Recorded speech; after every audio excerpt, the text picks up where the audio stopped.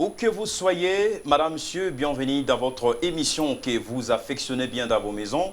L'émission Clair Plus qui reçoit pour vous des juristes de détail sur ces plateaux. À ma gauche, maître Steve Kivuata, communicateur au sein de l'AMUCA, à qui je dis bonjour. Bonjour, porte-parole du coordonnateur de Bien l'AMUCA. sûr que oui, mais vous faites aussi partie dans la cellule des communications, n'est-ce pas? Vous communiquez, n'est-ce pas, au profit de votre coalition. Effectivement. Alors, quels sont vos sentiments pour avoir signé votre première participation sur les antennes des Télé+?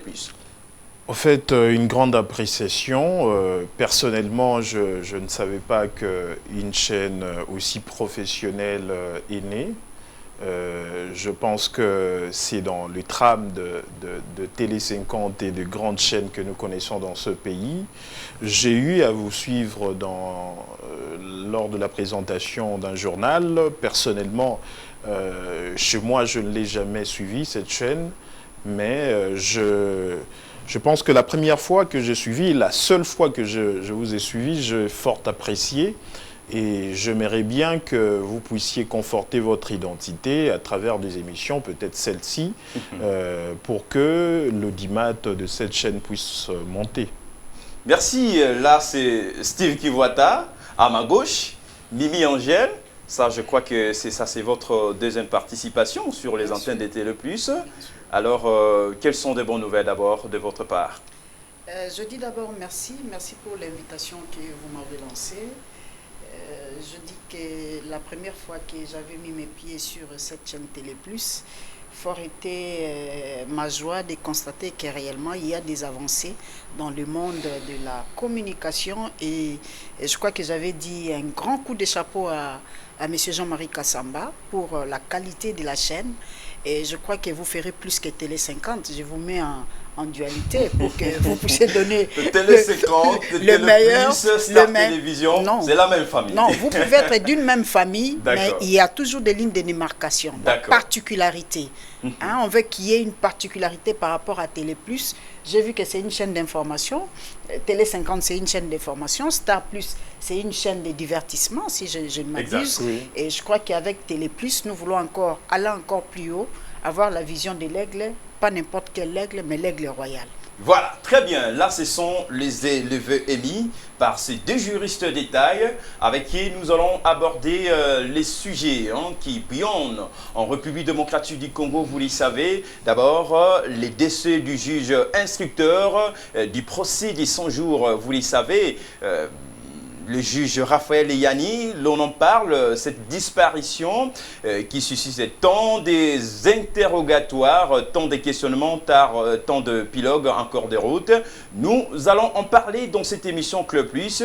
Nous allons également parler en ce qui concerne la cacophonie qui règne au sein du Parlement avec la destitution de Jean-Marc Kabound au poste du premier vice-président de l'Assemblée nationale. Et pourquoi ne pas aussi parler en ce qui concerne la pandémie du Covid-19? Les Congolais sont en train de décrier la gestion qu'ils qualifient d'être biaisée. On ne sait pas à quel sens c'est voué. Nous allons en parler dans cette émission Club Plus avec ces deux juristes de détail. Alors, j'aimerais commencer avec maître Steve Kivuata, juriste de détail.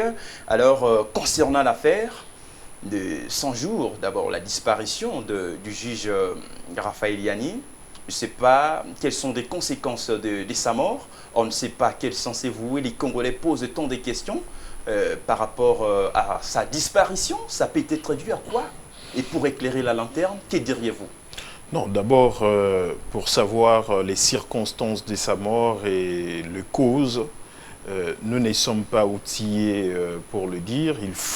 Tout ce qu'on peut demander, ce sont des enquêtes, qu'elles soient réellement sérieuses, indépendantes et professionnelles. J'ose croire qu'on a déjà requis l'autopsie par les tribunaux de grande instance de la Gombe. Le parquet de grande instance de la Gombe, je pense que c'est déjà une étape, mais moi j'aurais souhaité qu'il y ait des experts indépendants pour effectivement nous établir le véritable circonstance et la véritable cause de la mort du juge Yanni. Parce que quand même, c'est une mort mystérieuse, une mort qui doit forcément être élucidée, parce que nous savons que le juge Yanni ne traitait pas n'importe quelle affaire. Il était face à un directeur de cabinet de M. Félix Tshisekedi, qui est chef de l'État en fonction. Il était face à un homme d'affaires qui traite de millions de dollars. C'est un étranger. Et donc, forcément, il pourrait être possible qu'il soit assassiné. Mais ce n'est pas à nous de les démontrer. Nous ne sommes pas outillés. Mais je pense que cette mort du juge Yanni devrait mettre sur la table la fameuse question de l'instauration de l'état des droits dans notre pays. Parce qu'il y a beaucoup de gens qui en deviennent le chantre. Ils pensent que l'état des droits, c'est par claquement de doigts, ou l'état des droits, ça serait un slogan. Non, l'état des droits suppose toute une planification. Ce n'est pas du jour au lendemain que vous dites qu'on veut l'état de droit, que ça s'instaure. Il faut avoir un plan. Quel est le plan de ceux qui veulent l'état des droits en RDC? Que font-ils de magistrats? Combien on le paye? Sont-ils sécurisés? Lorsqu'ils ont affaire à de millionnaires, par détournement, par concussion, par corruption. Ils sont exposés. Ils sont exposés et il n'y a pas les outils nécessaires ni le salaire nécessaire permettant aux magistrats de faire face effectivement à de grosses affaires. C'est ainsi que moi je pense qu'il faut tout un plan. Mais au-delà de ça, aux magistrats, moi personnellement je demande un peu plus de professionnalisme. Eux-mêmes, ils doivent être le premier protecteur de leur vie. Ils doivent rester professionnels et indépendants dans leur mission de dire le droit.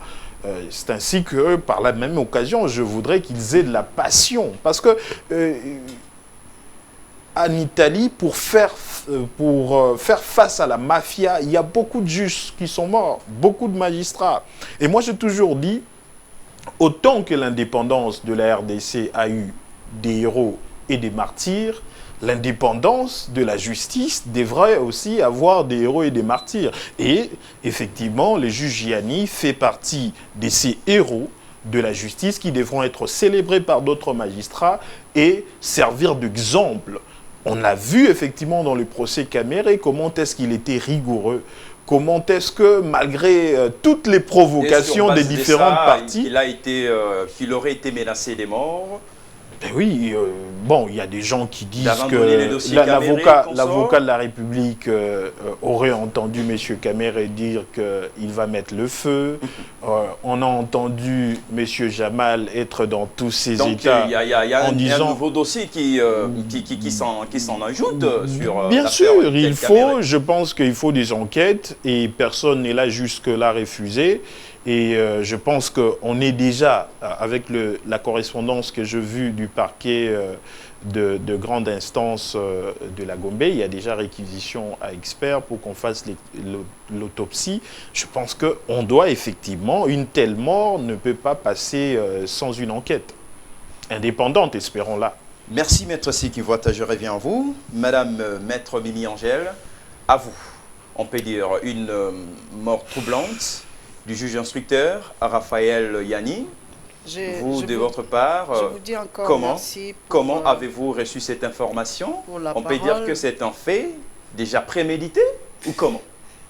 Je voulais, avant de parler de ces grands héros, de ces grands hommes, de ces grands juristes, de ces grands juges que j'ai connus personnellement au TGI de la Gombe, parce que je suis praticien du droit, je voulais que, avec votre permission, que nous puissions observer une petite minute de silence pour rendre hommage à ces grands messieurs qui viennent de nous quitter. Ah, même à la réalisation, on peut le faire, ça ne dérange pas. Merci beaucoup. Je dis que je suis touchée, je suis écœurée de voir que cet homme qui a suscité de l'espoir, qui a suscité de l'espoir auprès des Congolais. Nous avons suivi ensemble le procès de Vital Kamerhe. Vous avez vu la sérénité avec laquelle ces grands messieurs, monsieur Raphaël Yanni, a pu conduire les débats. On a voulu lui pousser à la faute pour permettre à la défense peut-être de récuser la Chambre, ou bien, parce que nous sommes des praticiens, aller même en suspicion légitime du tribunal. Mais il s'est contenu jusqu'à la fin de l'audience. Et nous avons compris que c'est un dossier où il y a des grands enjeux, Et la question même de la sécurité, j'ai entendu les syndicats nationaux des magistrats, je crois que c'est les magistrats au Sofia, si je m'abuse, que j'ai suivi aujourd'hui sur l'une des chaînes de la place. Et je dis qu'il se pose un sérieux problème de la sécurité. Et lorsqu'on suivait ces procès, je crois que j'étais avec mon contradicteur, Steve Kivoit. Avec Maître Steve Kivoit. Nous étions dans une chaîne de la place aussi. Et à voir comment le procès s'est déroulé, on s'est dit, est-ce que qui ont placé ces micros, qui ont placé ces tables, qui ont placé ces chaises? On a commencé déjà, avant même que cette question n'arrive, nous on pensait déjà à la sécurité de la composition. Que le juge Raphaël Niani est décédé comme un soldat au front. Il est décédé arme à la main. Il est décédé arme à la main parce que le lundi, il était à l'audience du directeur des cabinets du chef de l'État et consort. Alors, vous savez que c'est un grand procès. Qui serait à la base de ça? Non. Présentement, nous ne pouvons pas dire qui est à la base. Non, on ne peut pas pointer quelqu'un du doigt. C'est difficile. Il faut que les enquêtes sérieuses et qui seront menées aussi par des personnes sérieuses. Vous affirmez moi qu'il n'y avait pas eu de malaise?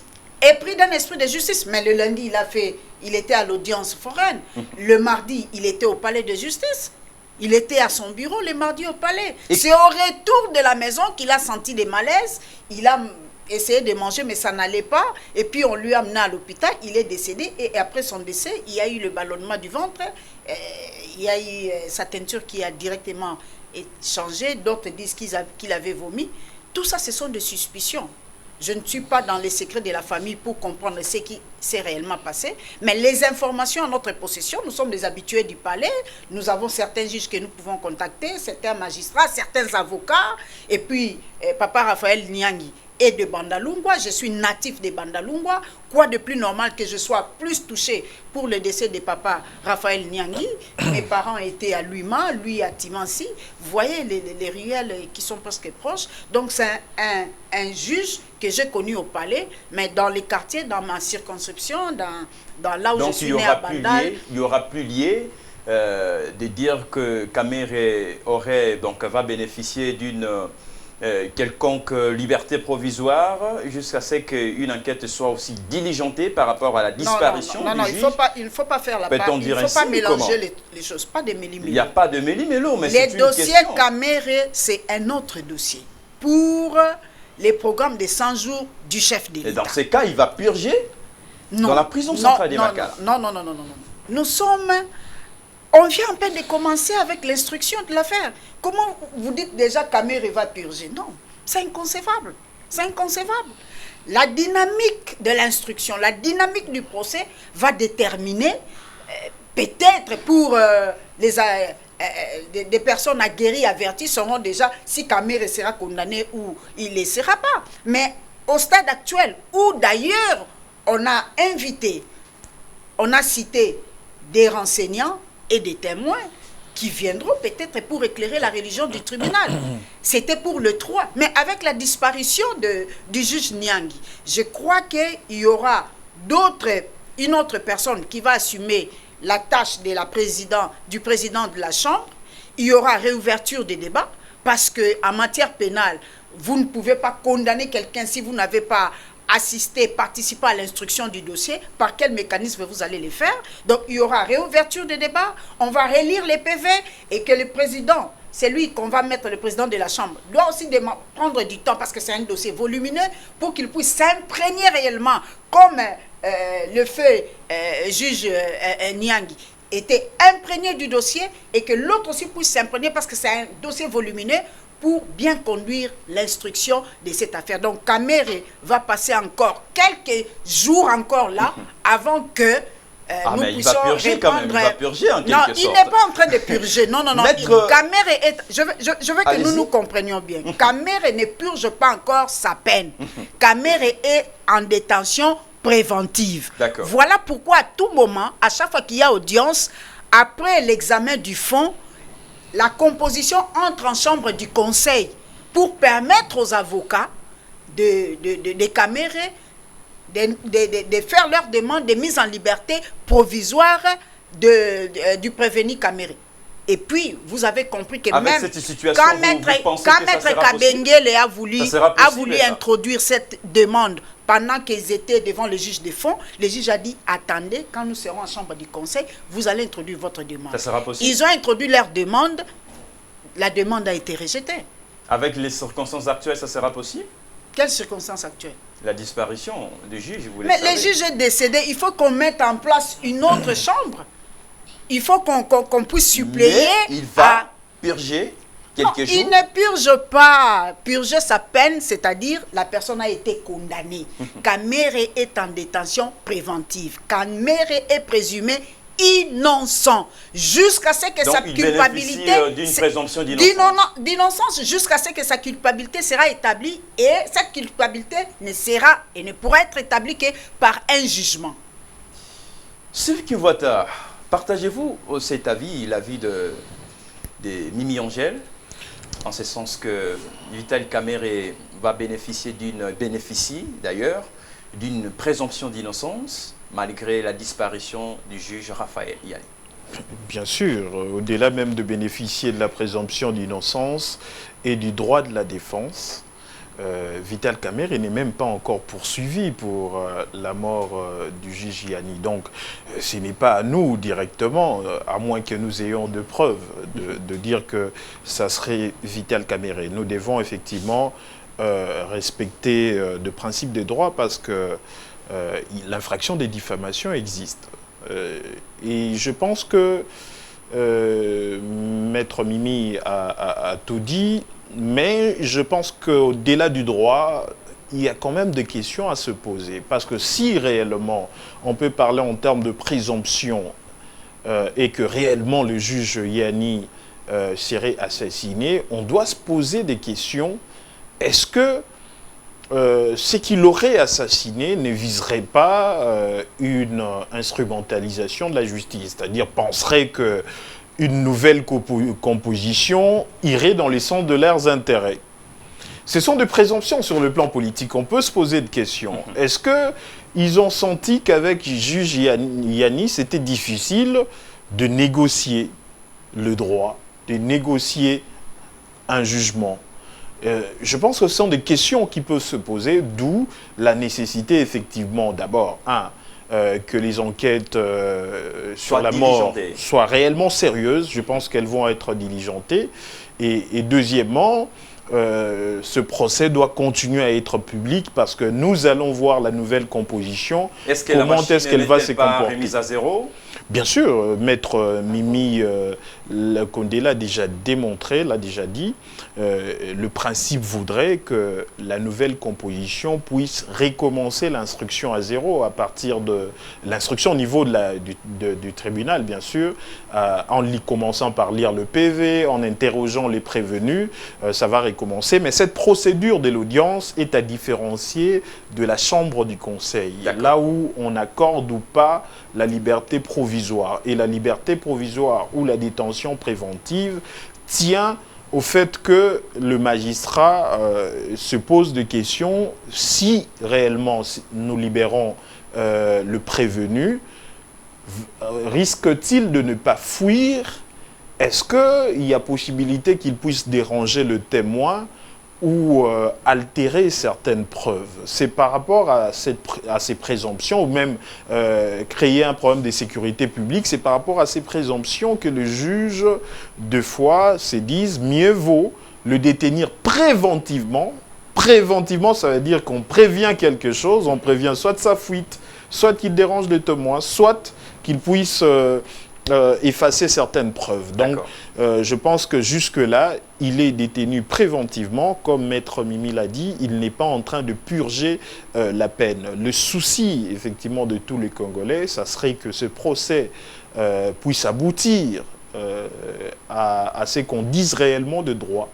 Si les deux infractions ou les trois charges qui sont retenues contre les prévenus qui sont présentés à l'audience, on a toutes les preuves qu'elles ont été commises, que ces infractions ont été commises, eh bien ces personnes seront condamnées. Mais si il n'y a pas des éléments suffisants pour certifier que ces infractions ont été commises, ces gens devront être acquittés. Pour cela, nous avons besoin d'une composition avec de juges aguerris du type du juge Yanni, parce que juge Yanni, il devient un peu comme le Lumumba de la magistrature. Donc, il faudrait nécessairement que nous ayons des juges de ces gabarits. Maître Mimi Angèle, c'est tristant. C'est vraiment triste de voir ce genre de situation en République démocratique du Congo. D'abord, que pensez-vous de la sécurisation des juges, comme vient de le dire, venait de le dire Maître Steve Kivuata? Qu'est-ce que vraiment le gouvernement devrait faire, normalement, quant à la sécurisation des juges? Cara. Merci beaucoup. Je crois que les cas de cet héros, de ces juges, Raphaël Yanni, sa mort vient d'interpeller et les magistrats, et les avocats que nous sommes, et l'État congolais, qui est leur employeur. Vous savez que quand nous allons au palais de justice pour prester, tous nous sommes là. Nous sommes là. Est-ce que sommes-nous sécurisés quand nous sommes au palais de justice? Sommes-nous sécurisés? Les juges tels qu'ils sont là, sont-ils sécurisés?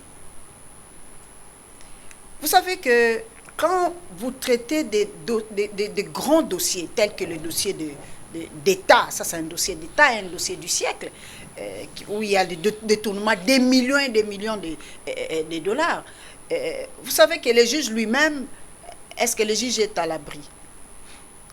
Le juge est à l'abri de la corruption? Parce que quand on regarde sa situation sociale, le juge ne peut pas habiter dans la cour de Dosso, où il y a autant de maisons. Parce que l'adversaire peut passer par... Quand bien même les avocats et... L'adversaire peut passer par d'autres voisins pour atteindre les juges. Et quand vous analysez dans des sociétés où la mafia est plus vaste que chez nous, l'Italie, la Mexique, quand vous analysez comment les choses... Nous voyons même dans des films, non? Vous êtes une chaîne d'ailleurs, vous pouvez nous chercher ces films-là, c'est juste aussi pour rafraîchir la mémoire de vos téléspectateurs, pour qu'ils comprennent, quand vous parlez de la mafia, ça veut dire quoi? De gros dossiers d'État. Vous savez qu'aux États-Unis... Mais on lui avait doté de la police, de la police. Donc la sécurité, c'est seulement les policiers qui sont là. C'est ça la sécurité. Mais non, c'est pas ça la sécurité. Alors qu'est-ce que vous en voulez encore? C'est pas ça la sécurité. Qu'est-ce que vous en voulez encore? La sécurité, entre autres, les micros qu'ils sont en train d'utiliser. Cherchez notre moyen de leur doter chacun qu'il puisse avoir son micro. Chacun puisse avoir son micro. Vous savez que le fait Papa Étienne, paix à son âme. Papa Étienne n'a jamais utilisé un micro avec beaucoup de personnes. Quand il vient à un meeting, il vient avec son fauteuil et son micro. Vous le savez. Dès que vous voyez Sango arriver avec sa chaise, vous savez que le vieux est en route, bientôt il va arriver. Dès qu'il arrive, c'est lui qui détient sa chaise, ouvre, il donne le micro, il parle avec son micro. Il termine, il donne à celui-là, il les garde, on prend sa chaise, il part. Vous ne savez pas pourquoi il les faisait. C'est pour sa sécurité. Oui, c'est pour sa sécurité. Ce que nous déplorons aujourd'hui, nous ne disons pas qu'il a été empoisonné. Loin de moi l'idée de dire déjà qu'il a été empoisonné. Mais nous disons que quand on traite de grands dossiers d'État, on doit prendre des précautions nécessaires pour protéger la personne qui doit rendre ces services-là. Vous allez voir en Italie, j'ai dit au Mexique, où il y a des dossiers, des grands dossiers de mafia, des grands dossiers de drogue. Vous savez comment ça se passe? On élimine des gens. On élimine des gens, des policiers, des magistrats, des juges. Mettez-nous ces genres de films pour rafraîchir pendant que nous sommes en confinement aussi. Ceux qui sont à la maison vont apprendre. Je voulais dire aussi la situation sociale du magistrat. Un magistrat qui est en train de traiter un tel dossier, des millions. Qu'est-ce que la République avait prévu? Ou qu'est-ce que le Conseil supérieur de la magistrature prévoit au cas où nous avons de tels dossiers d'État, des dossiers de grosses sommes d'argent, pour mettre même les juges à l'abri du besoin? Par exemple, un prime. On peut dire pour ces dossiers que vous êtes en train de traiter, c'est un dossier de beaucoup de millions. Quelqu'un qui peut avoir 50 millions, pour te donner 500 000 pour qu'il soit en liberté, ça va lui coûter quoi? Même 1 million. Même 2 millions, 5 millions, dit bon, je casque 5 millions, je vais garder mes 45 millions, mais je te donne 5 millions. Et il ne faut pas aussi oublier que quelqu'un peut avoir 50 millions. Il accepte que vous lui condamnez. Lui garde ses 50 millions. Donc, on peut-on dire que le juge Raphaël, donc une somme lui a été proposée et qu'il aurait refusé? Non, je ne pense pas. Je ne suis pas dans les coulisses de ce qui s'est passé, mais même en dehors du cas du dossier de Vital Kamerhe, ceux qui fréquentent les palais, ils savent quel est le comportement de cet héros. Nous disons que c'est un héros parce que nous savons. C'est parmi les juges qui devaient révolutionner même ce tribunal de grande instance de la Gombe-là. Mais dommage, dommage qu'il est parti si tôt. Et nous regrettons Maître vraiment ça. Voita, avez-vous ajouté sur ce que vient de dire Maître Mimi Angèle concernant la sécurisation des juges, des magistrats et des avocats que vous êtes? Parce que c'est une situation qui laisse à désirer. On ne sait pas à quel sens c'est voué. Vous êtes victime de beaucoup de choses. Qu'en est-il au juste? Non, en fait, il faut tout un plan, comme je l'ai dit. Personnellement, quand j'étais en deuxième licence, j'ai travaillé sur le plaidoyer pour l'instauration d'un état des droits en RDC. Donc, personnellement, je fais de recherches sur la question presque chaque jour. Moi, je pense que moi, président de la République, je casernerai les juges et les magistrats. Il faut qu'ils aient de quartiers pour eux. Ils ne doivent pas nous côtoyer chaque jour. Ils ont reçu de la loi la mission de nous sanctionner. Donc, ils ne peuvent pas être avec nous, pauvres pêcheurs. Donc, ils doivent réellement être casernés. Mais je sais que ça, il faut tout un plan. Il faut qu'il y ait de vrais patriotes au sommet de l'État. Mais jusque-là, d'abord, le problème salarial. Parce que la première sécurité commence par soi. Combien sont-ils payés? Savez-vous qu'ils sont payés en francs? Avec ces taux de dollars de FCC Cash, non. C'est lui qui a amélioré. Non, Matata n'a pas laissé un 92. Vous êtes journaliste, il faut vous documenter. C'est lui qui a laissé un 92, c'est Adolphe Mouzito. D'ailleurs, en termes de politique salariale, je pense qu'il n'y a personne qui a amélioré les salaires de magistrats, de professeurs d'université, de médecins comme Mouzito. C'est les salaires qu'il a laissés qu'on a maintenus jusqu'aujourd'hui, mais qu'on a rongé avec la dépréciation du franc congolais. Par exemple, les magistrats, ils étaient à 800 $ et certains autres à 1000 et quelques dollars, avec le taux de 92. Donc, avec le taux actuel, ils doivent être dans les 300 à 400 $ le mois. Représentez-vous qu'un juge, un magistrat qui traite de dossiers de millions, lui-même, il reçoit entre 400 à 500 $ le mois. C'est vraiment de l'injure. Et ceux qui ont chanté l'état de droit, ils ne pouvaient pas prendre le pouvoir sans changer cela, ne fût-ce que dès le départ. Deuxième chose, c'est la sécurité. Aujourd'hui, les députés ont des assistants parlementaires. Combien de juges ont des assistants? Et sur le plan sécuritaire, comme le disait Maître Mimi, ce n'est pas que la police. D'abord, est-ce que ces policiers sont le choix de juges eux-mêmes? Je ne voudrais pas jeter les discrédits sur notre police nationale. Est là pour la sécurité. Non, nous savons. Non, je ne voudrais pas jeter les discrédits sur la police nationale congolaise, mais nous savons un peu comment on recrute les policiers. Donc, qui n'ont pas bénéficié il n'y a pas beaucoup de professionnalisme. Il n'y a pas beaucoup de professionnalisme. Donc, nous devons en profiter réellement, profiter de cette mort pour mettre ces questions sur la table. Je suis très content, effectivement, que le magistrat puisse sortir de leurs réserves à travers leurs syndicats, parce que moi c'est une question dont je parle à chaque instant. Et je regrette que nos syndicats ne soient pas assez forts, qu'ils n'écrient pas assez fort. Ils doivent crier fort, parce que le magistrat, c'est eux qui recherchent les infractions et poursuivent leurs auteurs devant les cours et tribunaux. Ils ont reçu cette mission-là de nous censurer. Et le juge, c'est lui qui dit en dernier lieu si vous avez commis une infraction ou pas, si vous avez commis telle faute civile ou pas. Donc, ils ont une mission tellement grandiose dans un pays d'indisciplinés. Nous leur devons effectivement une protection sur le plan social et sur le plan sécuritaire. Merci, très belle mise au point de ces deux juristes de détail. Alors, cette fois-ci, nous allons parler d'un sujet qui fait couler beaucoup d'encre et salive au niveau du Parlement.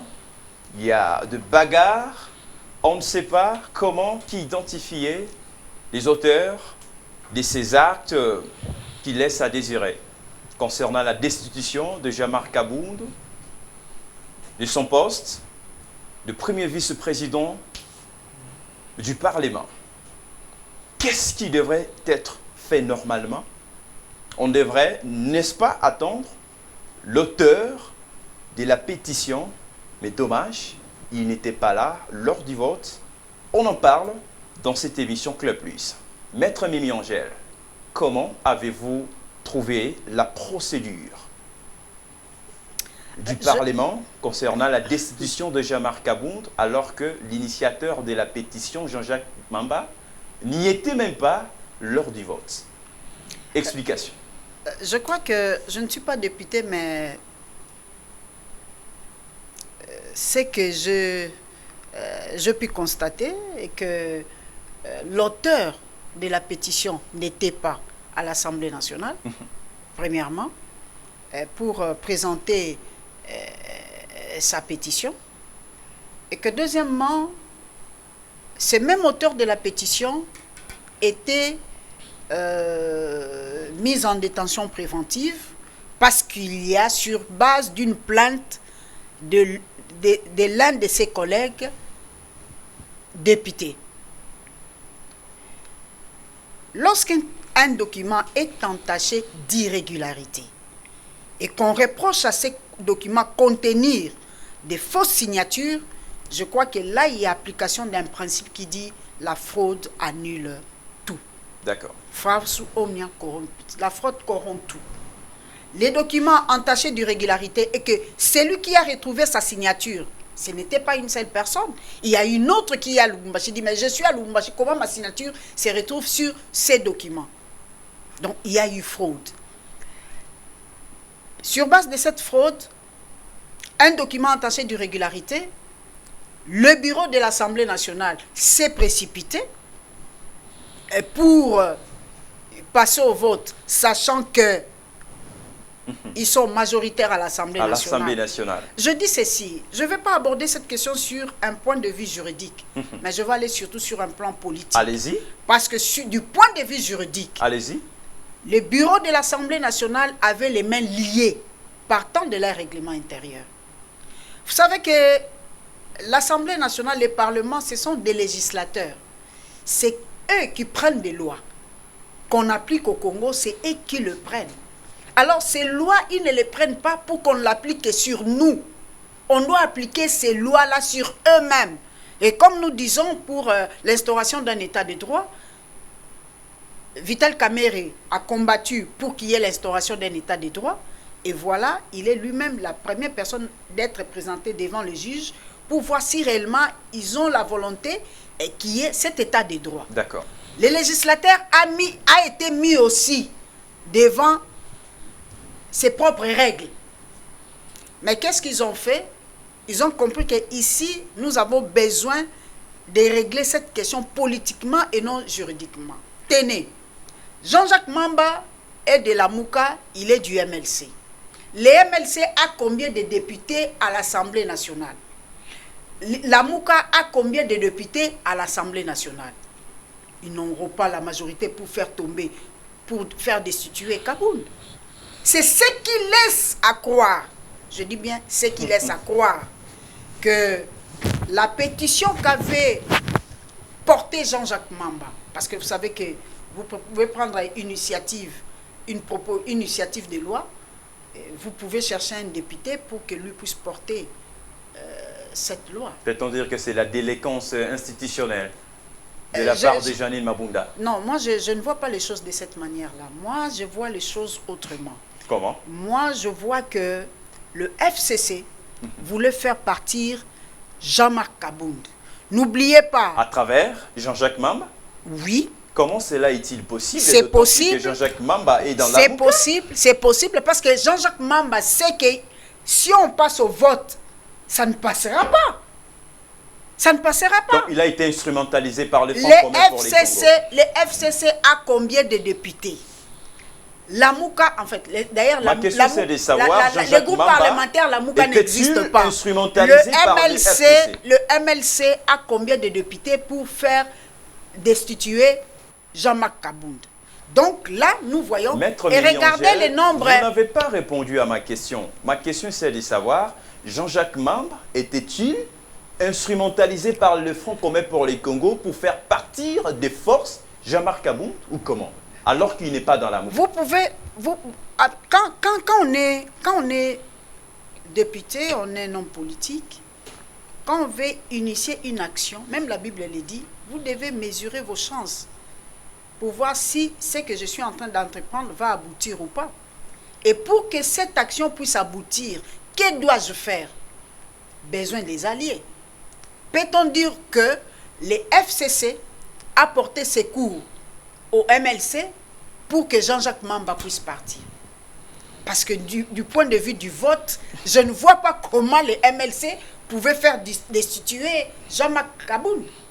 Les FCC a sauté sur l'occasion pour faire partir les maîtres nageurs. Vous allez nager, vous allez traverser par nage. Est-ce que la question, on peut destituer un vice-président de l'Assemblée nationale parce qu'il a parlé d'un montant de 7 millions pour la tenue d'un congrès? Le dépassement budgétaire pour la convocation du congrès. C'est pour ça qu'on peut faire partir un premier.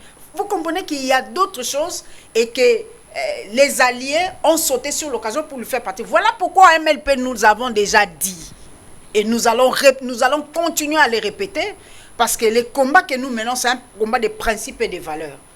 Le mariage FCC cash, c'est un mariage qui ne va pas aboutir. Ça va accoucher d'un crash. Et les signes de crash, nous les voyons presque chaque jour. Mais qu'attend les cash pour mettre un terme à ces mariages qui ne profitent pas à la population? À ces mariages. Voyez où sommes-nous? Nous sommes pendant une crise. Nous nous battons tous contre un ennemi invisible qui est le coronavirus. C'est pendant ce moment qu'au lieu de penser à cette population qui est devenue un peu résistante face à cette menace de coronavirus, qui ne croit plus à cet ennemi commun, mais vous, ce qui vous intéresse, comment faire partir Jean-Marc Kabound de ce poste de premier vice-président. Ça, ce sont des intérêts politiques. Et une autre réflexion. Allez-y. Jean-Jacques Mamba, interpellé, mis en résidence surveillée. Les bureaux de l'Assemblée nationale savaient qu'il y a une disposition qui prévoit que lorsqu'on est pendant la session,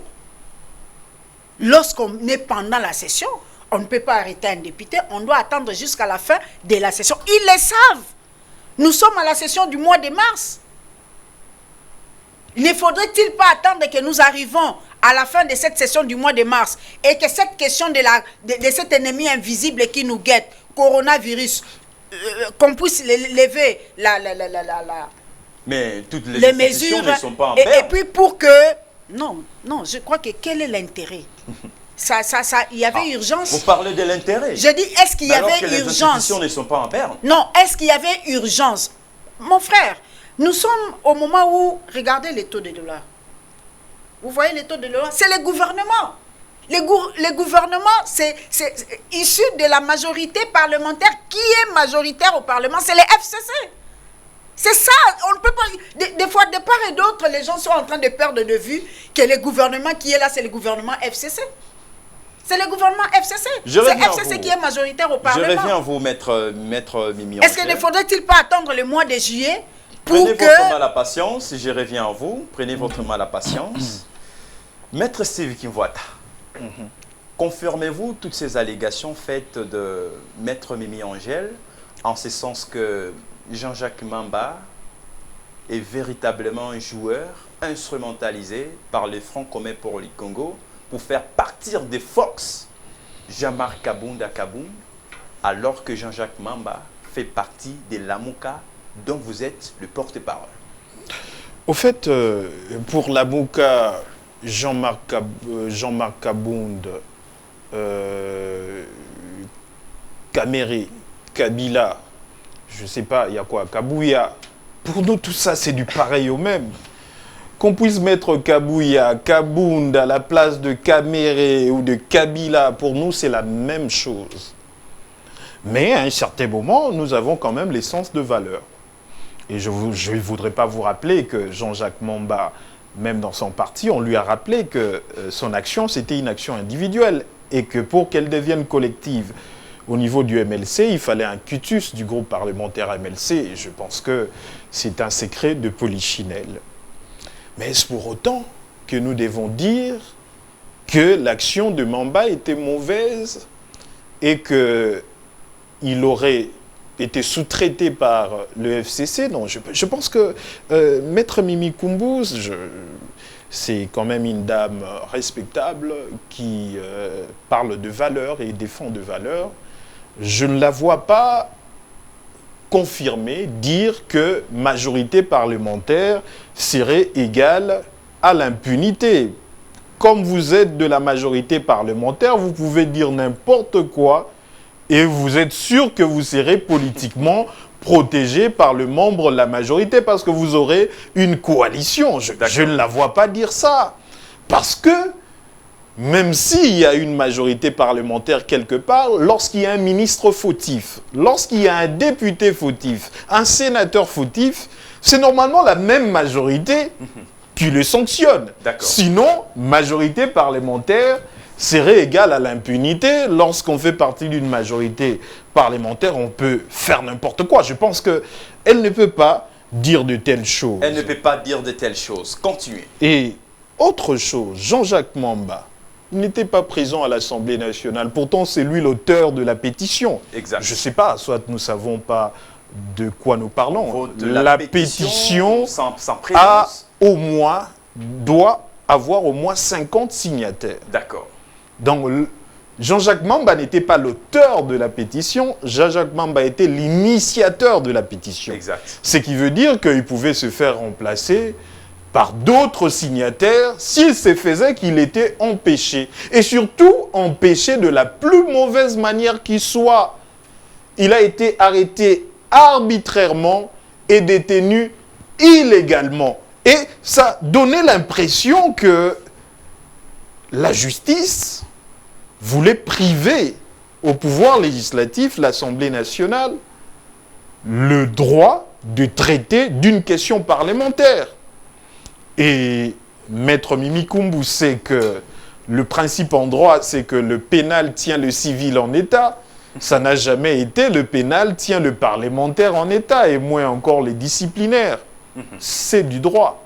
Donc, le député avait pleinement le droit de défendre la séparation de pouvoir, parce que là, on avait une justice de magistrats qui ont arrêté un député en violant l'article 107 alinéa 2 de la Constitution et l'article 73 alinéa 2 de la loi portant procédure devant la Cour de cassation. Donc, de ce fait-là, aux députés qu'on veut priver le droit de traiter d'une pétition, eh bien, les députés devaient agir de la manière dont ils ont agi. Et pire encore, cette façon cavalière de sauter l'Assemblée nationale, qui doit donner les quitus pour poursuivre un député lorsque le Parlement est en session, eh bien, donnait l'impression que le judiciaire voulait instaurer une dictature des juges. Exact. Non, le juge n'écraye pas la loi.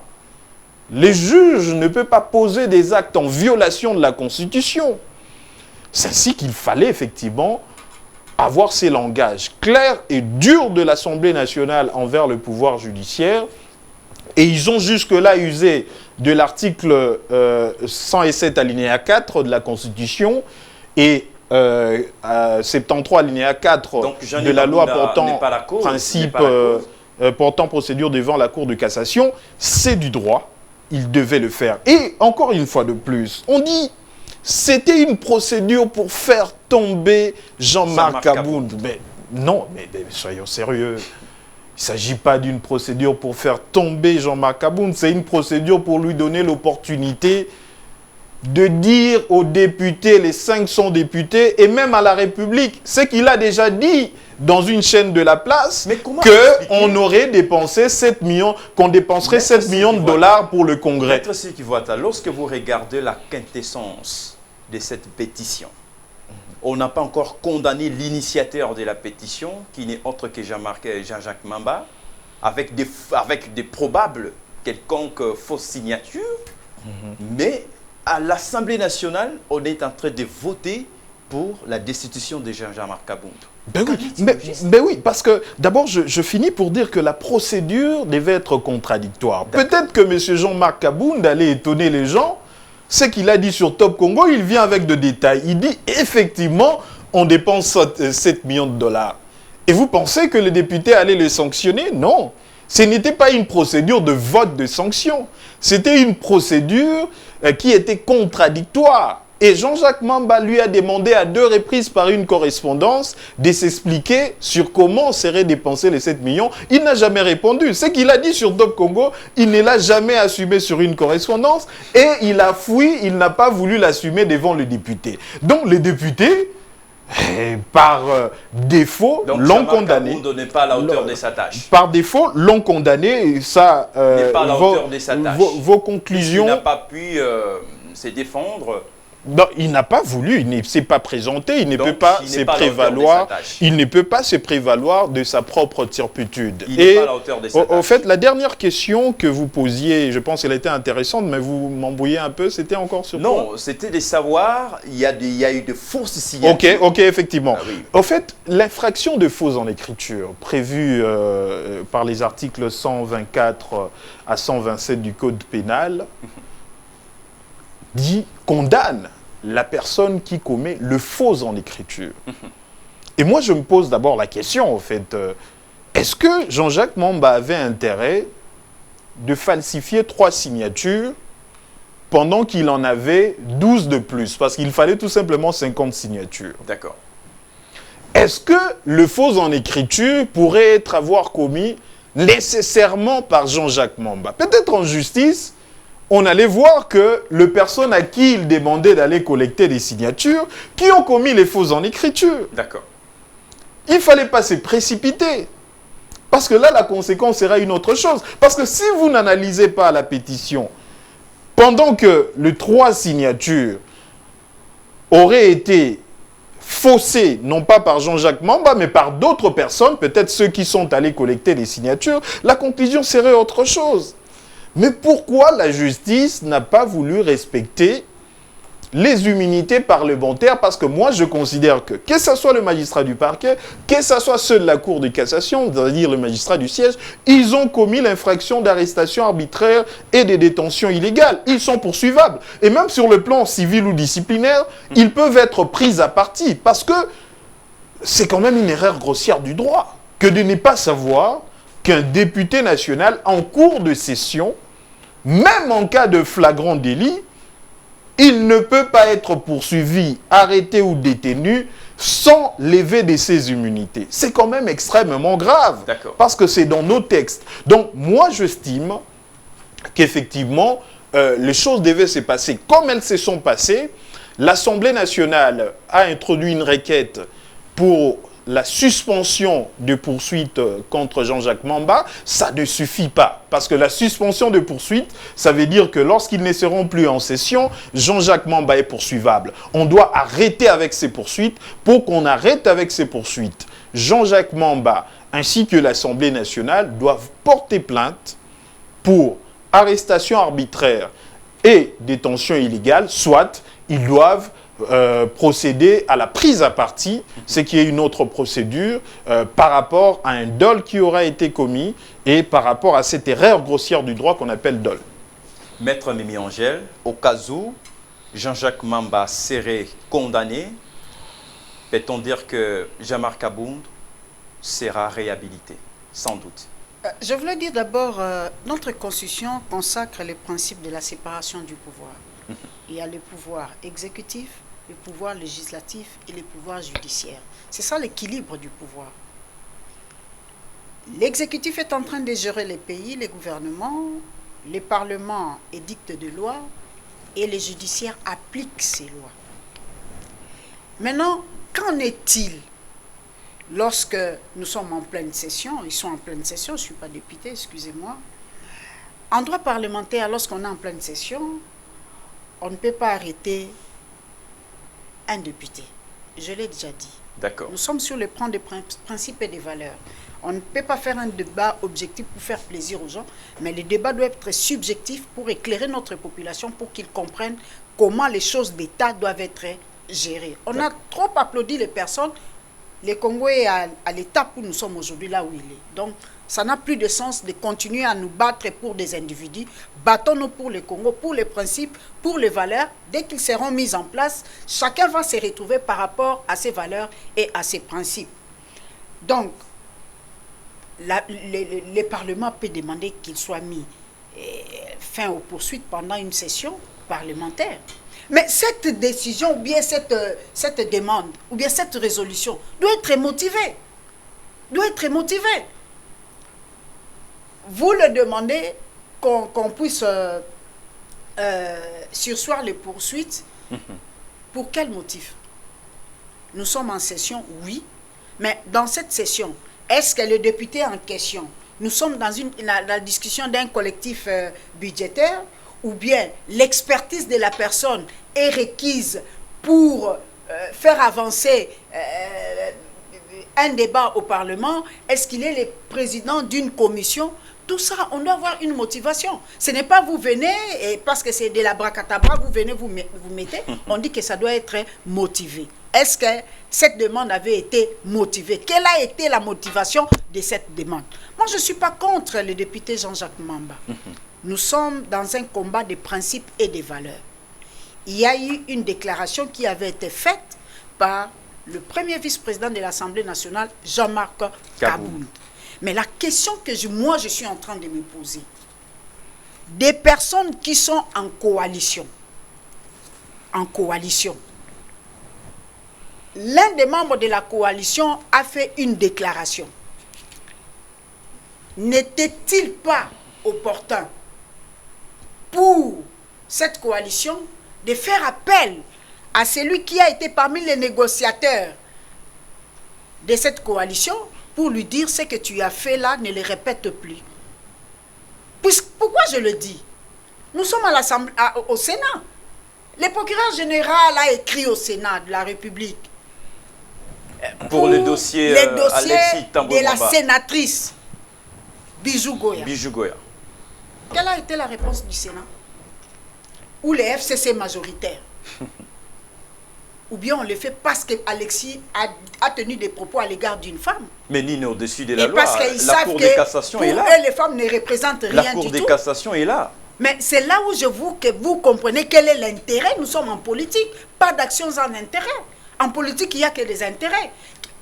Au niveau du Sénat, les FCC trouvent qu'ils n'ont pas intérêt pour que la justice fasse son travail par rapport à la plainte des mandats. Donc, les deux cas, il y a des plaintes.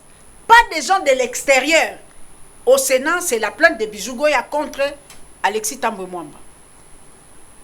Au Parlement, il y a la plainte d'un député contre Jean-Jacques Mamba sur un document.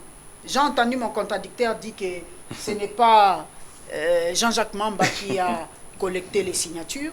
Il l'a dit d'ailleurs sur Top Congo, hein, bien avant. Oui. Intapore non suspecto. Oui, oui. Et qu'il y a eu des personnes qui ont collecté des signatures. Vous ne contredisez pas ces dires. C'est vrai, vous confirmez cela?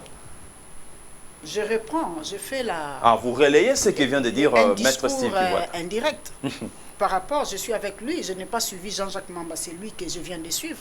Ah, donc... Je dis que mon contradicteur, Maître Steve Kivuat, vient de dire que Jean-Jacques Mamba, ce n'est pas lui qui avait collecté les signatures. C'est d'autres personnes qui l'ont fait à sa place. Maintenant, il se pose une autre question. Quelle est la responsabilité de Jean-Jacques Mamba par rapport à ces documents, puisqu'on va par chuter, rapport à ces signatures avec la dernière thématique que nous avons traitées, que l'auteur a dit ne pas être sa signature pour cette prévention des fausses en écriture. Mais ce n'est pas ceux qui ont collecté les signatures qui sont venus les déposer. On a trouvé les signatures, les documents entre les mains de Jean-Jacques Mamba qui l'a déposé. Il engage sa responsabilité. C'est à lui maintenant au niveau du parquet de dire ce n'est pas moi, c'était Steve Kivuat qui avait collectionné les signatures. Là, on va mettre maintenant la main sur Steve Kivuat. Mais pour mettre la main sur Steve Kivuat, il faut que Jean-Jacques Mamba soit entendu. C'était son action au Parlement. C'est lui qui doit être entendu et c'est à lui de dire voilà telle autre personne qui ont collecté les signatures. Il a dit qu'il n'est pas l'auteur, mais qu'il est l'initiateur de la pétition. Je suis en train de vous dire, ici je parle du droit, je ne parle pas de la sociologie. D'accord. C'est pas Jean-Jacques Mamba qui a collecté les signatures, c'est d'autres personnes. La personne qu'on doit appeler, c'est Jean-Jacques Mamba. Il y a tel monsieur qui dit que ça, ce n'est pas sa signature. C'est vous qui avez pris les documents et vous l'avez déposé. C'est à lui de dire, ce n'est pas moi qui avais collecté les signatures, c'est tel monsieur et tel monsieur. Et là, on va les appeler. Mais entre-temps, merci. Dans l'entretemps, j'ai dit, voilà pourquoi je vous ai dit, je ne vais pas aborder cette question du point de vue juridique, mais du point de vue politique. Vous avez vu que politiquement, il y a 2 poids 2 mesures. Les cas d'Alexis Thambwe Mwamba et les cas de Jean-Marc Kabound. Donc, cette coalition n'a plus sa raison d'être. Je crois que c'est comme nous le disons toujours, ces mariages, il faut les dissoudre pour que le pays avance. Mais entre-temps, du point de vue juridique, vous m'avez posé une très très bonne question. Quand sera-t-il si après la session de mars, au mois de juillet, et que Jean-Jacques Mamba est allé répondre, et que Jean-Jacques Mamba condamné pour faux et usage des faux, quand sera-t-il de la destitution de Kabound? Mais à la place, Kabound, il peut introduire une requête. Il peut introduire une requête pour annuler sa destitution. Merci. Parce que c'était pris sur base d'un document qui était faux. Voilà pourquoi là où j'ai dit, rien n'est pressé. Terminons avec rien n'est pressé. On ne pouvait pas traiter ces documents avec empressement pour attendre la session de juillet et faire les choses proprement et une fois pour toutes. D'accord, d'accord, Maître Mimi Angèle. Les bureaux de l'Assemblée nationale avaient d'autres visées et pour des intérêts politiques, ils ont fait ce qu'ils ont fait. Attendons voir ce que la justice va nous réserver. D'accord. Chutons avec cette dernière thématique, celle de la pandémie du Covid-19. L'on en parle toujours et encore. On décrit sa gestion. L'information est biaisée, comme certaines personnes le disent. On ne sait pas à quel sens c'est voué. Est-ce qu'on est dans l'obligation d'apercevoir toutes ces allégations? La vie des Congolais est aux abois. Confinés pendant autant de mois, dont la durabilité n'est pas encore connue. Le docteur Jérôme Mouyani est là depuis quelques semaines, quelque chose comme ça. Et son intégration à l'équipe de riposte pose un sérieux problème. Et les Congolais ne jurent que sur son intervention. Quelle sera sa réaction? Maître Steve Kivuata, vous avez suivi de loin les actions d'un digne fils du pays, en la personne de Jérôme Mouniangui, sollicité par les autorités du pays pour sauver les siens. Mais jusque-là, son intégration pose un sérieux problème alors, au sein de l'équipe de riposte. Qu'en est-il au juste? Avant de répondre à cette belle question sur la lutte contre Covid-19, je voudrais quand même revenir sur un ou deux éléments qui ont été évoqués par Maître Mimi Condé. Premièrement, c'est la question de la plainte de Mme Goya pour diffamation et injure publique contre le président du Sénat. Je pense qu'on aura le temps probablement d'approfondir avec elle sur la question des immunités. Exact. Premièrement, précisément l'alinéa 1 de l'article 107 de la Constitution et l'alinéa 1 de l'article 73 de la loi portant procédure devant la Cour de cassation. Ça donne une immunité totale pour les opinions qu'un parlementaire peut émettre dans l'exercice de ses fonctions. Ça a été fait pour protéger les députés et les sénateurs. On peut faire un débat de moralité sur cette disposition. Là, prochainement, oui, oui. Nous donc sommes arrivés, ça voudrait tout simplement dire que tout ce que les députés, la diffamation, l'injure publique, la calomnie, qui peut être commise comme infraction lorsque les députés ou les sénateurs parlent dans l'exercice de ces fonctions, c'est immunisé, on ne peut pas poursuivre. Moi, je pense que ça aurait été plus intéressant que Mme Goya, qui a posé la question sur l'utilisation de 4 millions de dollars pour réfectionner le palais du Sénat. C'est la plainte qui aurait été commise parce qu'on soupçonne quand même Alexis Thambwe Mwamba d'avoir commis l'infraction de concussion. Donc ça serait plus intéressant et je pense que les sénateurs n'auront plus raison de ne pas lever les immunités d'Alexis Thambwe Mwamba au lieu d'aller porter plainte pour diffamation, injure publique. C'est depuis longtemps que j'ai dit que cette action ne va pas aboutir. Je m'étonne même qu'on ait introduit une réquisitoire. Et deuxième chose, c'est la requête de suspension de poursuite contre Jean-Jacques Mamba. Je suis d'accord quand Maître Mimi dit que ça aurait été mieux que ça soit motivé. Mais la loi ne le requiert pas. Parce que l'article 73, alinéa 4 de la loi portant procédure devant la Cour de cassation, dit que l'on soit en flagrance ou pas, eh bien, lorsque une des chambres décide en cours d'instruction d'une cause, de suspendre le poursuite et la détention d'un membre de la Chambre, cette décision est immédiatement exécutoire. D'accord, là même prochainement, Maître. Donc c'est clair. Donc voilà, c'est la loi. Oui, hein, comme Maître Mimi a dit, les juges appliquent la loi, ils ont la Cour de cassation. On en parlera prochainement, même à la prochaine. Et je finirai par dire que, bon, Simon Piana, il y a une commission parlementaire, il y a même des témoins qui auraient dit qu'ils l'ont vu signer. Donc c'est un débat qui s'ouvre parce qu'il ne faut pas condamner directement Jean-Jacques Mamba. Probablement donc, Piana pourrait avoir de témoins à décharge en face de lui, à décharge de Jean-Jacques Mamba. Le moyen de la défense est garanti. Effectivement. Et maintenant pour Covid-19, parlons-en. Au fait, Covid-19, il y a beaucoup de légèreté. D'abord, nous ne savons pas où est-ce que nous en sommes. Mouyembe a demandé 135 millions de dollars. Combien on lui a donné? Au départ, c'était 1,8 million de dollars. On aurait ajouté 1 million de dollars. Moi, j'avais entendu du ministre de Finances, soit du gouverneur de la Banque centrale, que dans les 300 millions de dollars que le FMI a donné, on aurait retiré 120 millions de dollars pour donner à Mouyembe et les trésors publics auraient débloqué 10 millions de dollars. Donc, c'est-à-dire que Mouyembe a tout son budget. Pourtant, dans le budget, parmi les rubriques, il y a l'amélioration de la qualité de dépistage, même la rapidité. Je ne vois rien. L'amélioration de la prise en charge des hôpitaux, là où les malades atteints du Covid-19 devaient aller. Je ne vois rien. On voit de plaintes chaque fois. L'amélioration du personnel de santé. Je viens d'une émission où j'ai vu que les gens qui vont faire... comment est-ce qu'on dit, la sensibilisation, ils réclament qu'ils ne sont pas payés depuis tout ce temps. Ils ne sont pas payés. Les infirmiers et le médecin, je pense que vous aviez suivi la tournée de M. Félix Tshisekedi, quand le médecin se plaignait qu'ils ne reçoivent... aller en grève. Voilà. Donc, Je ne comprends pas. Moi, personnellement, je ne comprends pas. Et quand vous rajoutez encore l'histoire de Jérôme Mouniangui, ça rajoute dans la légèreté. On ne sait pas.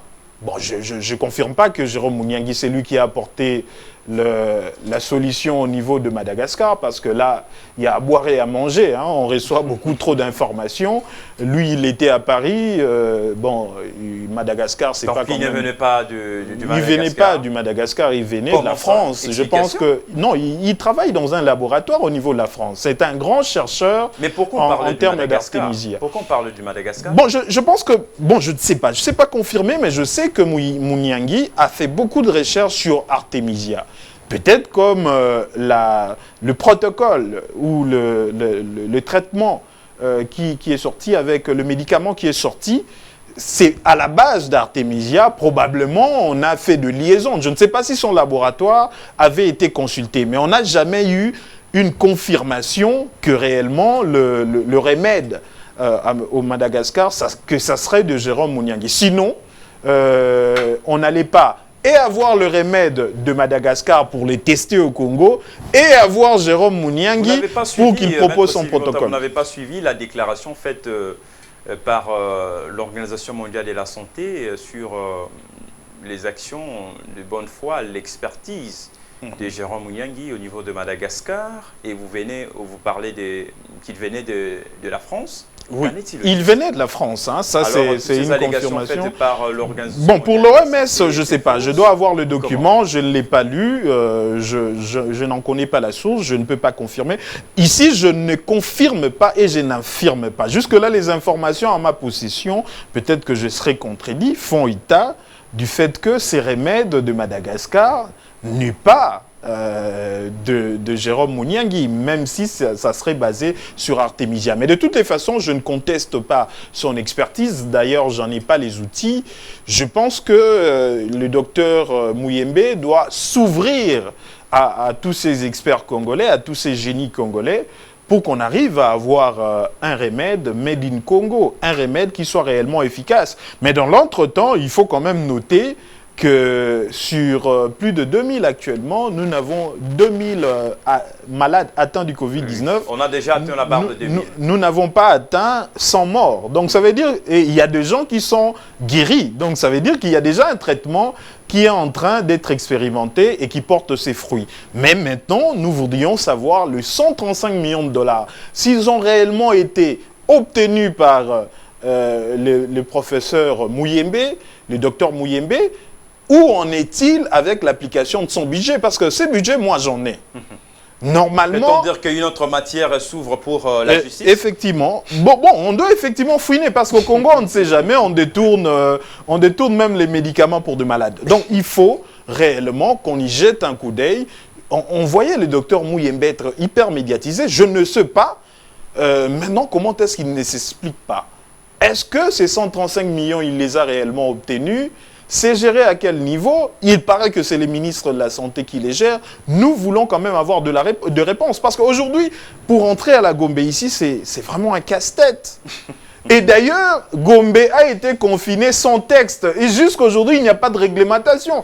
On ne sait pas, en venant à Gombe, on vient, à qui est-ce qu'on a interdit d'entrer à Gombe? Avec quelle qualité on peut entrer? Le macaron, c'est déterminé comment? Déjà, on nous parlait d'un déconfinement, c'est réglementé comment? Donc, il y a des histoires dans ces pays, il y a une légèreté blâmable.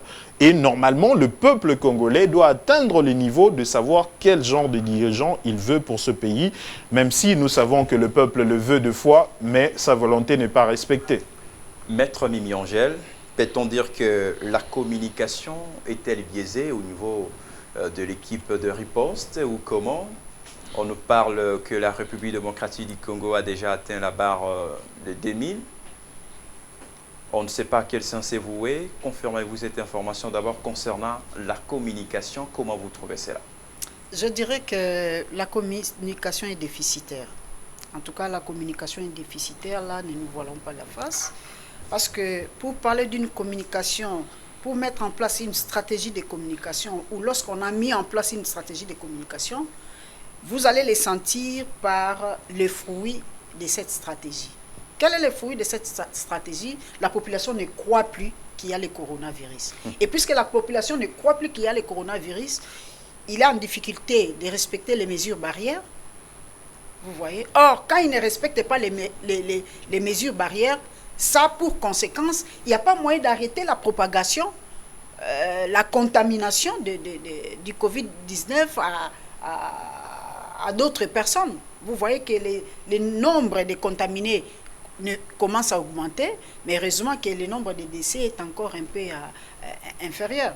Donc on dit qu'il y a un déficit d'information et de communication. Et pourquoi il y a même un manque de programmes, je crois, des programmes d'information, des structures qui peuvent sensibiliser. Quelles sont les structures qu'on a retenues? Mais les structures sont là, mais elles ne sont pas motivées. Mal payées. Moi, je viens d'en voir. Maître Sidi Voissa. J'ai fait mon constat. Les structures sont là. Laissez-moi terminer avec mon constat. Je Allez-y. n'ai pas le même yeux, le même Alors là, ça oreille n'engage que vous, allez-y. Je dis que pour moi, les structures qui devaient mobiliser, mais il ne faut pas prendre n'importe quelle structure. La personne que vous avez prise lui-même ne croit pas qu'il y a le coronavirus. Maintenant, vous prenez cette structure pour aller sensibiliser les autres. Mais est-ce qu'il fait ce qu'il fait là? Il croit ce qu'il fait? Qu'est-ce qu'il va transmettre? On donne que ce qu'on a. Lui a quoi? Il y a un vide en lui. Il ne croit pas qu'il y a le corona. Qu'est-ce qu'il va donner aux autres? Ça pose problème. L'autre problème, c'est que les structures qu'on a prises pour sensibiliser, mobiliser, est-ce qu'ils ont eu le moyen nécessaire pour le faire? C'est justement. Ça, c'est un autre point, monsieur. Ça, c'est un autre point. Parce qu'au Congo, on résume tout en termes d'argent. Non, tout ne se résume pas en termes d'argent. On ne peut pas avoir l'argent, mais on a la parole. On vous expose comme ça au danger. D'abord, on ne peut mais pas, il faut de la fortune quand même. On ne peut pas d'abord tout voir en termes d'argent. Il faut le personnel qui est là. Tu peux convaincre quelqu'un sans avoir l'argent. Le pouvoir de la parole. Ce n'est pas le pouvoir de l'argent. Et ces pouvoirs-là, les pouvoirs de la parole, alors il faut chercher des structures qui croient d'abord à ce qu'ils sont en train de transmettre. Et parce qu'ils croient à ce qu'ils sont en train de transmettre, quand vous allez leur donner les moyens pour faire ce travail, ils vont bien le faire. Mais ils ne croient pas à ce qu'ils vont aller transmettre. Quand vous leur donnez les moyens, ils font quoi? Ah, et lui aussi prend sa part. Maître Angèle, na équipe il y a sensibilisation. Vu la gravité de la pandémie, vous allez accepter? Mais si vous croyez à la gravité de la pandémie, c'est alors que vous allez prendre des responsabilités avec amour pour votre pays et la responsabilité pour éviter qu'il y ait des cas de décès, des morts. Mais quand vous ne croyez pas à cette pandémie, vous croyez que ça n'existe pas, qu'est-ce que vous allez faire? Donc ça pose des problèmes. Et il y a même une absence de clarification dans la prise en charge des malades. Absence de clarification dans la prise en charge des malades. Absence de clarification. Dans la prise en charge des malades. Vous êtes malade, vous êtes là. Cinquantenaire, les chefs de l'État passent. En Europe, ils sont en train de réclamer la nourriture. Ils sont en train de réclamer la bouffe. Et l'autre dit, non, il mange 3 fois. Non, on mange une fois. Vous comprenez, absence de clarification. Donc il n'y a pas du Covid-19. Non, je ne peux pas tomber sur ces pièges-là. Non, pourquoi en Europe ils sont sous respirateur? Non, ce n'est pas tout malade qui doit... Non. Ils réclament la bouffe. Voilà pourquoi je vous dis absence de clarification dans la prise en charge des malades. Ce n'est pas tout malade qui doit être sous respirateur, monsieur. Soyons sérieux. La maladie est là. Ne soyons pas parmi ceux qui sont là, qui ne croient pas à cette maladie et n'arrivent pas à amener le peuple congolais à prendre conscience qu'on doit lutter contre cette maladie. Donc cela ne nécessite pas le fait d'être sous respirateur. Et troisièmement, sous d'autres sites, par exemple en Angola ici, on a mis les principes des tests massifs. On est en train de tester combien de personnes par jour. Et nous ici, c'est comment? Voilà ce qui se passe. On vient me prélever, je suis malade. On va faire les tests, la réponse viendra, je suis déjà décédé. Entre-temps, à l'hôpital, on a dit j'ai la malaria. Et après, quand vous allez venir avec la réponse, après une semaine, 8 jours, 10 jours, vous venez à la famille, vous dites que la personne est décédée du coronavirus. Qu'est-ce que nous, membres de la famille, nous allons dire? Non, lui souffrait de la malaria. Et là, nous ne pouvons pas accepter. Et troisièmement, voilà pourquoi la recommandation, parce que moi, je ne peux pas parler de quelque chose sans faire des recommandations. Allez-y, rapidement. Je dis que puisque nous sommes arrivés à la fin, recommandation est que... C'est votre dernier mot, allez-y. Il y a 2 moyens.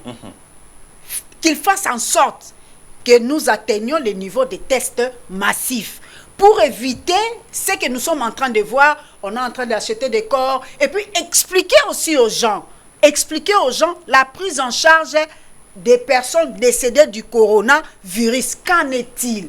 Expliquer à la population que nous ne venons pas pour acheter les corps. Nous venons pour qu'une personne qui est morte de coronavirus, ses obsèques doivent être prises en charge par l'État congolais. D'accord. Et là, je crois que nous allons pallier à ces déficits communicationnels. Et vous allez voir que la population, et si on peut prendre des bonnes structures qui vont essayer de sensibiliser, de mobiliser notre population, je crois que cet ennemi, nous allons le vaincre comme nous le souhaitons. Merci, Maître Mimi Angèle. Maître Sekivuata, vous avez 1 minute pour clôturer cette émission Club Plus. Non, je pense que je vais commencer par dire que le problème de Covid-19, ça hante plus de 80 millions de Congolais. Mais la légèreté, non pas seulement dans la communication, mais dans l'organisation, ça fait quand même très mal. Parce que moi, j'ai reçu l'information qu'on a dans les 135 millions ont été débloqués, 135 millions de dollars. Et ce que dit Maître Mimi, c'est que les dépistages, c'est une des rubriques dans le budget. Augmenter la capacité de dépistage de malades. Augmenter la rapidité. Mais est-ce que cette rubrique est-elle appliquée? Je me pose la question même, qu'est fait l'Assemblée nationale? Parce que le contrôle parlementaire n'est pas interdit. Et deuxièmement, je pense que pour les autres cas, moi je conclus que, d'ailleurs, Maître Mimi Angèle l'a dit, que la coalition FCC-CAJ a été mal née. Ils ont fait un deal électoral. C'est même pas un mariage, c'est un concubinage. Parce qu'ils se sont mis ensemble sans que l'informateur ne puisse le mettre ensemble, qui est l'officiel de l'état civil. C'est un mariage où CAJ, qui est la femme, on le frappe chaque jour par le FCC, qui est le mari. Mais ce CAJ, qui est allé au mariage sans son père, sans sa mère, qui est le peuple, ne fera que souffrir et faire souffrir le peuple. Félix, on lui a ôté des forces, c'est Jean-Marc Abound. Au fait, c'est un marché des dupes. Ça a été un marché des dupes et ça continue de l'être. Le cash, c'est un marché des dupes entre l'UNC et l'UDPS. Ce sont des hypocrites qui sont ensemble. Le système GTM, moi non plus. Et c'est la même chose avec FCC Cash. Je pense que le peuple a les derniers mots. À un certain moment, il faudra que le peuple puisse s'assumer. Et je pense après Covid-19, la MOUCA, nous allons amener le peuple à s'assumer. 30 secondes. Je dis que peuple congolais et ceux qui nous suivent doivent comprendre que l'heure est grave. L'heure est à la détermination et la responsabilité. Il revient au chef de l'État de mettre fin à cette coalition FCC-CAJ. Sinon, en 2023, il y aura de sérieux problèmes avec la population congolaise. Et laisser les FCC être responsables, laisser 18 ans de gestion et pour qu'ils puissent en répondre. Merci. Maître Mimi Angèle, Maître Sekivuata, 2 juristes d'État qui étaient les invités de ce magazine d'actualité Club Plus. Merci d'avoir réussi de votre présence. Merci. Dans cette émission. Également à vous, Maître Mimi Angèle. Je crois que ça, c'est votre 2e participation. Et ce ne sera pas la dernière fois que vous soyez les prochains invités de cette émission. Effectivement. Merci, madame, messieurs, d'avoir été nombreux. Au revoir.